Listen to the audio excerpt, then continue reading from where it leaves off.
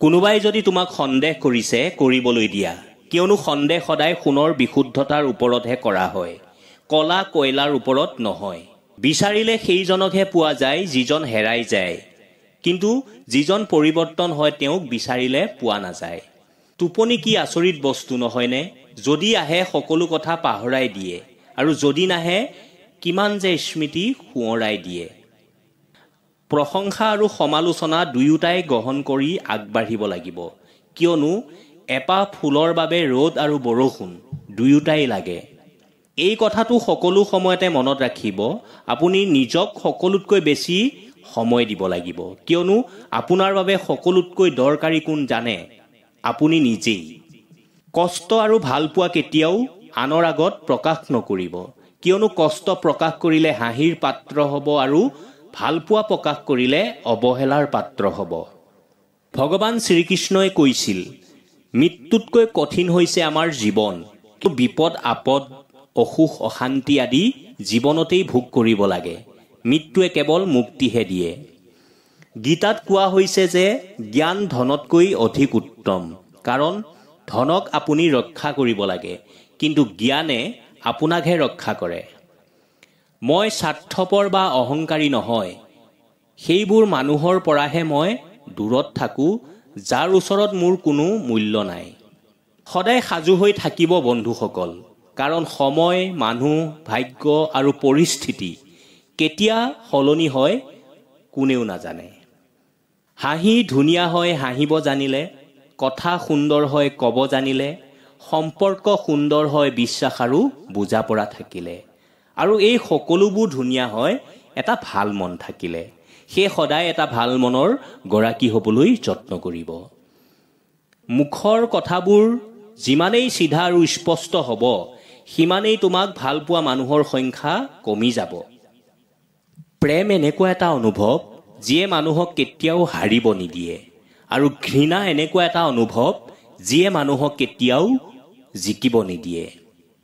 মানুহ বিনা মুহূৰ্তত জন্ম হয় আৰু বিনা মুহূৰ্তত মৃত্যু হয়, কিন্তু গোটেই জীৱনটোত আকৌ মানুহে শুভ মুহূৰ্ত বিচাৰি ফুৰে। মনত ৰাখিব, নিজৰ ওপৰত বিশ্বাস কৰক, ওপৰৱালাক বিশ্বাস কৰক, জীৱন সহজ হ'ব। বিশ্বাসঘাতকতাৰ আটাইতকৈ দুখ লগা দিশটো কি জানে? ই কোনো অচিনাকি অথবা শত্ৰুৰ পৰা নাহে, ই আহে কোনোবা বন্ধু নাইবা আপোনজনৰ পৰা।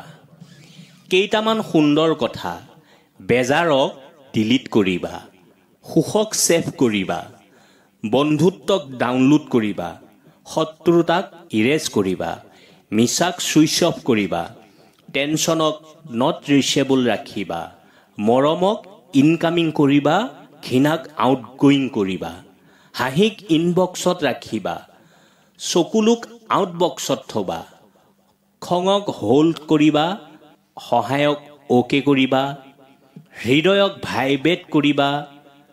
তেতিয়া দেখিবা তোমাৰ জীৱনৰ ৰিংটন কিমান সুন্দৰকৈ বাজে। জীৱনত সদায় মনত ৰাখিব, শত্ৰুক নিজৰ বন্ধু হ'বলৈ 1000 বাৰ সুযোগ দিয়ক, কিন্তু বন্ধুক শত্ৰু হ'বলৈ এবাৰো সুযোগ নিদিব। 3জন মানুহক জীৱনত কেতিয়াও নাপাহৰিবা। 1, যিজনে তোমাক বিপদত সহায় কৰে। 2, যিজনে তোমাক বিপদত এৰি থৈ নাযায়। 3, যিজনে তোমাক বিপদত পেলায়।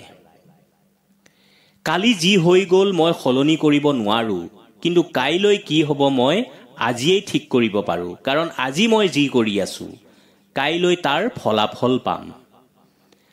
আব্দুল কালাম ছাৰে এষাৰ ধুনীয়া কথা কৈছিল, যিজন বন্ধুৱে তোমাক বাৰে বাৰে মদ খাবলৈ বাধ্য কৰে, সেই বন্ধুজন অনতিপলমে ত্যাগ কৰা উচিত, কাৰণ সেইজন বন্ধুৰূপী শত্ৰু। চাণক্যই এটা খুব সুন্দৰ কথা কৈছিল, যি সঠিক পথ দেখুৱাব নোৱাৰে তাৰ লগত বন্ধুত্ব কৰাটো শত্ৰুতা কৰাতকৈও ভয়ংকৰ। মহামানৱ মহাত্মা গান্ধীয়ে এষাৰ খুব সুন্দৰ কথা কৈ গৈছে। তেখেতে কৈছিল যে নিজকে অভদ্ৰ বুলি পৰিচয় নিদিয়ালৈকে তোমাক সকলোৱে ভদ্ৰ বুলিয়েই ভাবে। 3টা চিৰসত্য কথা, পুত্ৰক চিনিবা বিবাহৰ পিছত, ভাতৃক চিনিবা সম্পত্তিৰ ভাগত আৰু ভাৰ্যাক চিনিবা বাৰ্ধক্য কালত। দুখক সহ্য কৰাজনে ভৱিষ্যতে সুখী হ'ব পাৰে, কিন্তু নিজৰ সুখৰ বাবে আনক দুখ দিয়াসকল কেতিয়াও সুখী হ'ব নোৱাৰে। ল'ৰাৰ অবিহনে ছোৱালীৰ জীৱন শূন্য। প্ৰমাণ চাব বিচাৰে নেকি? চাওক, মেনৰ সহায় নোলোৱাকৈ ওমেন লিখিব নোৱাৰি। হিৰইন লিখিব গ'লেও হিৰো লাগিবই, মেল নহ'লে ফিমেল নহয়। হিৰ সহায় নোলোৱাকৈ চি লিখিব নোৱাৰি। তথাপিও যে ছোৱালীবোৰে কিহৰ ইমান অহংকাৰ দেখুৱাই বুজি পোৱাই কঠিন। জীৱনত ভাল মানুহ নিবিচাৰি নিজেই ভাল হওক, যাতে আপোনাক লগ পাই কোনোবাই বিচাৰি ফুৰাটো পায়। সদায় আনৰ বেয়া দেখা মানুহবিলাক, বেয়া বিচাৰি ফুৰা মানুহবিলাক মাখিৰ দৰে হয়, যিয়ে সুন্দৰ সুন্দৰ ফুল আৰু ফল দেখিলেও কেৱল লেতেৰাতহে বহে। আৰু ভাল মানুহবিলাক সদায় মৌ মাখিৰ দৰে হয়, য'তেই যিমানেই লেতেৰা নহওক কিয় সেইখিনি পাৰ হৈ সদায় ফুলত পৰি ৰস গোটাই আনৰ উপকাৰ কৰে। এতিয়া আপুনি ভাবক, আপুনি লেতেৰাত পৰা মাখিটো হ'বনে ফুলত পৰা মৌ মাখি হ'ব?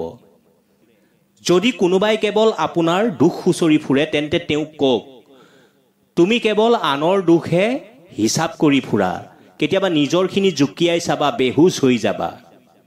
যিসকলে আপোনাক ভাল নাপায় সেইসকলৰ কাৰণে আপুনি ভাল হোৱাৰ দৰকাৰ নাই, কিন্তু সেইসকলৰ পৰা সাৱধানে থাকা যিয়ে আপোনাৰ লগত ভাল পোৱাৰ নাটক কৰে। যলৈকে দেখিবা তালৈকে যাবলৈ যত্ন কৰিবা। যেতিয়া তুমি সেইখিনি পাবাগৈ তেতিয়া আগলৈও দেখিবা, আগলৈও যাবলৈ চেষ্টা কৰিবা। কোনে কৈছে মানুহে ৰং নবদলাই বুলি? কাৰোবাৰ আগত সঁচা কথা কৈ চাওক, তেওঁ এটা নতুন ৰূপ আপোনাৰ সন্মুখত আহিব। এহাল বৃদ্ধ দম্পতীক সোধা হ'ল, আজিকালি সম্পৰ্কবোৰ ইমান সোনকালে ভাঙি যায় কিয়? আপোনালোকে 50 বছৰ কিদৰে একেলগে পাৰ কৰিলে কওকচোন? তেওঁলোকে খুব সুন্দৰ উত্তৰ দিলে, আমি সেইটো সময়ৰ হয় যেতিয়া বস্তু ভাঙিলে পুনৰ মেৰামতি কৰি ব্যৱহাৰ কৰা হৈছিল। আজিৰ দৰে ভঙাৰ লগে লগে পেলাই দি পুনৰ নতুনকৈ কিনি অনা হোৱা নাছিল। মানুহৰ ওঠৰ হাঁহিটোৱেই হ'ল পৃথিৱীৰ শ্ৰেষ্ঠ চুম্বন। বন্ধুসকল, মনত ৰাখিব, এই পৃথিৱীত কেৱল ডাক্তৰ আৰু ইঞ্জিনিয়াৰেই সুখী মানুহ নহয়। জীৱনত সফলতা অৰ্জন কৰিবলৈ কেৱল 90% নম্বৰেই প্ৰয়োজন নহয়। একাগ্ৰতা, নিষ্ঠা আৰু সততাৰে যিকোনো কাম কৰক, সফলতা লাভ কৰিবই। জীৱনত বহুত ভুল এই কাৰণেই হয় যে যিবোৰ সিদ্ধান্ত আমি বিচাৰ বিবেচনাৰে ল'ব লাগে সেইবোৰত আমি ভাবুক হৈ পৰোঁ। মানুহে যেতিয়া বিশ্বাসৰ ঘৰত তলা লগায় তেতিয়া কোনটো ভুল কোনটো শুদ্ধ বুজি নাপায়। বহুতেই কয় পৃথিৱী বিশ্বাসত চলে। যদি সেইটোৱে হোৱাহেঁতেন কোনো দুৱাৰত তলা লগোৱা প্ৰয়োজনেই নাথাকিল হয়। হিচাপ নিকাচৰ প্ৰকৃত মূল্য কোনে লগাই জানে? ওপৰৱালাই। সকলোকে খালী হাতে পঠায় আৰু খালী হাতেৰে মাতি লৈ যায়।